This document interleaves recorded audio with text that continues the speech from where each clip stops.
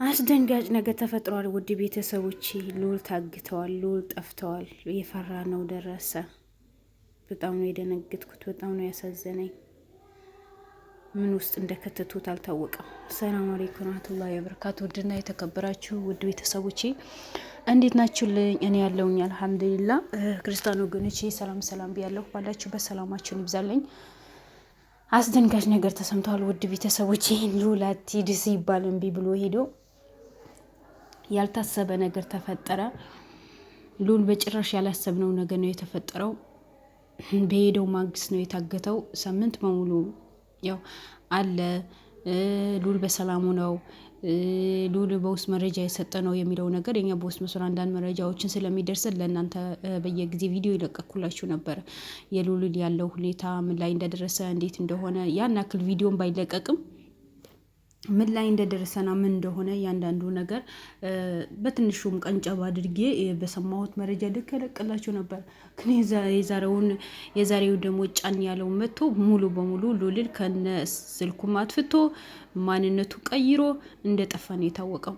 እቺ ሴትዮ ሲጀምር መጀመሪያ የመጣሁኝ ነው ጠብቂኝ ብሏት እኮ ነው መልእክት አስተላልፎላት ነው የሄደው የነበረው። ስለዚህ ሉል እንደሌላ ሰው ቢለብስም እንደ ትልቅ ሰው ቢለብስም ቢሸፋፈንም እቺ ሴትዮ በደንብ ነው የምታውቀው። ምክንያቱም እሷ መሰሪ የሆነች ሴት ናት። ለማን ለሉል ተይታ ማታደር ሴት ናት። ዛሬ ደስ ይበላት።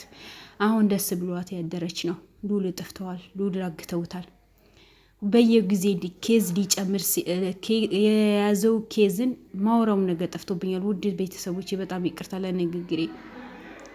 ሉልን ኬዝን በጀመረ ቁጥር መጨረሻ ሊጨርስ ሲል ጊዜ ነው እንደዚህ አይነት አደጋዎችን የሚፈጸሙት፣ እንደዚህ አይነት አደጋዎችን የሚከሰቱት። ለምን እንደሆነ አላውቅም።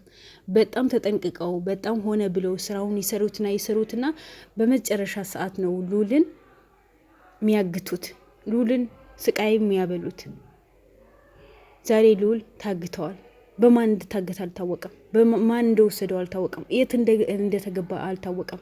ካሜራ ተፈትሸው አልተባለ። ምንም አይነት ነገር እንደሌለ ነው የተሰማው። ውድ ቤተሰቦቼ እሷ ታማለች። ታማ ያልጋ ቁራኛ ሆናለች። መድኃኒቱ ለእሷ ነው የተፈለገው የተባለው ሉልን ማጥመጃ ነበረ ማለት ነው። እሷ እንዳልታመመች ከሀገር እንደወጣች ከሀገር ወታ ውጭ ሀገር እንደምትኖር ለማለት ለእረፍት ብላ እንደሄደች ነው የተሰማው ዛሬ። ማን ነው ይሄ ነገር የተናገረው ብትሉ ሉልን ማረፊያ ቦታ ያስተካከለችለት ልጅ ናት። ማታ አስገብቼው ጠዋት ጠፍተዋል ነው ያለችው። በምን ሁኔታ ሊጠፋ ቻለ? እንዴትስ ሊሆን ቻለ? ሉል እንዴት በዚህ ልክ ሰው ያስጨናንቃል? የሹፌሩም ስልክ አይሰራም፣ የሉልም ስልክ አይሰራም። ውድ ቤተሰቦቼ ስለዚህ ሉል ላይ የሆነ የታቀደ ሴራ አለ። እኔ አላውቅም ከልጅቷ ጋር እኔ ልጅቷም አላምናትም። ምክንያቱም የሉል ጠላቶች ብዙ ናቸው። እቺ ሴትዋ ማናት ዲና ያለችበት ቦታ ሲሄድ በሰፈር ሰው አንድ ሰው የዲና መጥፎ የሚናገር ሰው የለም ነው ያለው። እያንዳንዱ ነገር የእሷ ጥሩነት ነው የሚያወሩት። ልጆቻችን የምታስተምረው እሷ ናት። የቤት ኪራይ የምትከፍለው እሷ ናት። እንደ ሰራተኛ አታየንም። ሁሉ ነገር የምታደርገው እሷ ናት። እሷ ከእናት በላይ ናት። አስቡት። የዛኔ ሉልም ተናግሮ ነበርኩ የሰፈር ሰው እያንዳንዱ ለሷ ይሰግድላታል። እኔ ብሄድም ምንም አይነት ነገር እንደማላገኝ ምንም አይነት ፍትህ እንደማላገኝ ጠንቅቄ አውቀዋለሁ ብሎ ነበር። ያለውን ነገር ደርሰዋል። ውድ ቤተሰቦቼ ልጅቷ ቦታው ድረስ ሂጄ ሳጣራ ልጅቷ ካለችበት ቦታ 12 ኪሎ ሜትር ይርቃል ነው ያለችው። ሂጄ ሳጣራ ጊዜ ዲና ማንም ሰው ሊለካት አይችልም። ዲና ለእኛ እናታችን ናት። ዲና ጥሩ ሰው ናት። መጥፎ እንደሆነች መሰሪ እንደሆነች አለመኔ እንደሆነች አያውቁማ። እንደሚያውቁ እኮ ከዚህ በፊት ሰምተን ነበር። ስለዚህ ለሉል ሰራችለት። ብዙ ጊዜ ብዙ አይነት ውሸት ዋሽታለች። ሉል ወጥመድ ውስጥ ልታስገባው ያላደረገች ነገር የለም፣ ያልጣረች ነገር የለም። ውድ ቤተሰቦቼ እናንተ ብዙ ማታውቁት ሚስጥር አለ፣ እኛም ብዙ ምንሰማው ነገር አለ። ሉልን ለማጥፋት እሷ ያላደረገችው ነገር የለም። እዚህ ጋር ሚዲያ ላይ ብቻ የተለቀቀው ቪዲዮ የተለቀቀው ብቻ ነው እናንተ የምታውቁት። ግን እሷ ያልገባችበት ጉድጓድ የለም፣ ያልቆፈረችው ጉድጓድ የለም። ዛሬ ተሳክቶላታል። ዛሬ እያንዳንዱ እርግጠኛ ነኝ ከአዲስ አበባ ጀምሮ ሉልን የተከራየው ሆቴል ድረስ የሚከታተለው ሰው አስቀምጣለች ማለት ነው እቺ ሴትዋ። ስለዚህ ሆነ ብላ ሉልን አጥምደዋለች። ሆነ ብላ ለምን አሁን ልጅቷ እንደተናገረች ሉል በምንም ታምር ሆቴል ተከራይቶ ሊኖር አይፈልግም ነበር። በቃ የሆነ ከግለሰብ ጋር ከቤተሰብ ጋር ያኔ ከሰው ጋር ለመኖር የፈለገው የነበረው እንጂ ሆቴል በምንም ነገር ለእኔ ጥሩ አይደለም፣ ለእኔ አደጋ ነው፣ አደጋ ሊያደርስብኝ ይችላል፣ ለብቻዬ ነኝ የመጣሁት ማንም ሰው የለኝም ሲለኝ ጊዜ አይ ልዑል በድንገት ስለመጣ ምንም አይነት ነገር ያስተካከልኩት ነገር የለም። ያ ስለሆነ ለጊዜው ለዛሬ ነገ ቦታ አስተካክል። ስለዚህ ውድ ቤተሰቦቼ ልዑል መጀመሪያ ሆቴሉን እኔ ርስቅ ሊሆን ይችላል፣ እኔ ዋጋ ሊያስከፍለኝ ይችላል፣ እባክሽ ሌላ ቦታ ፈልጊልኝ ብሎኝ ነበረ።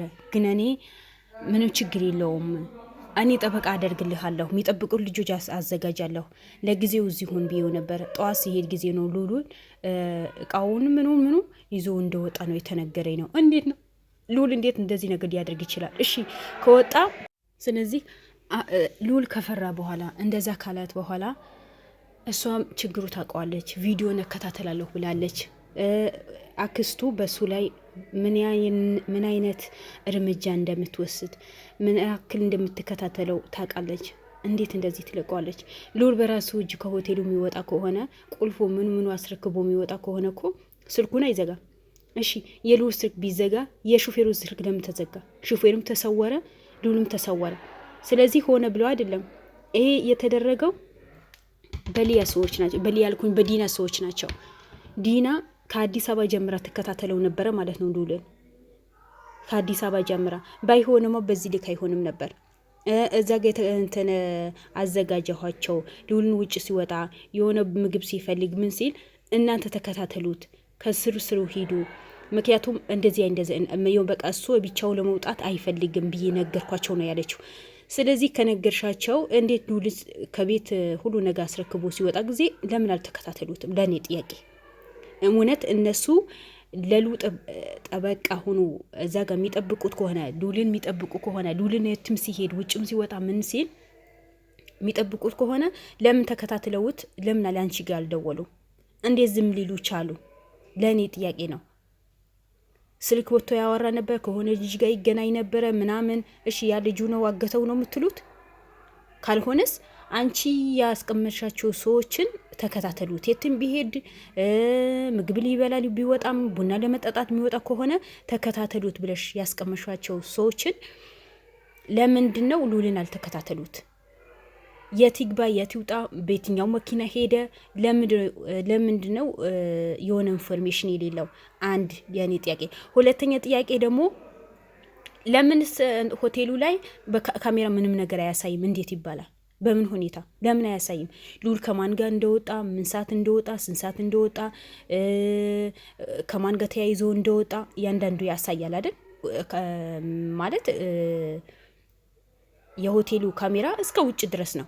አንድ ሰው እንኳን ራቅ ብሎ ታክሲ መይዝ ከሆነ ላዳ ጠርቶ የሚሄድ ከሆነ በሩ ላይ ነው የሚመጣው። ሎኬሽኑ በሩ ላይ ነው የሚያመጣው። ስለዚህ ያንዳንዱ ነገር እነዛ ልጆች መጠየቅ አለባቸው። ስለዚህ ውድ ቤተሰቦቼ እዛ ውጭ ላይ ይጠብቁታል የተባሉ ሰዎችን ብር ተከፍለዋቸው ልዑልን ሸጡት። በቃ ሸጡት፣ ልዑልን ሸጡት። ባይሆን ኖሮማ ልዑልን ዝም ብሎ ስልኩን አይዘጋም። እናቱ እንደምትጨናነቅ ያውቃል። እና እባክህ ሚኪ ልጅቷን መቶ የለብህም። እኔ ልጅቷን ተጠራጥሪያት አይደለም፣ ምክንያቱም መጀመሪያ ልዑል አናግሯት ነው የሄደችው። ነገር ግን እሷን እዛ ጋር ልዑልን እንዲጠብቁ ያደረገቻቸው ልጆችን እያንዳንዳቸው መጠየቅ አለባቸው። እያንዳንዳቸው መመርመር አለባቸው። ማናቸው? ከየት መጡ?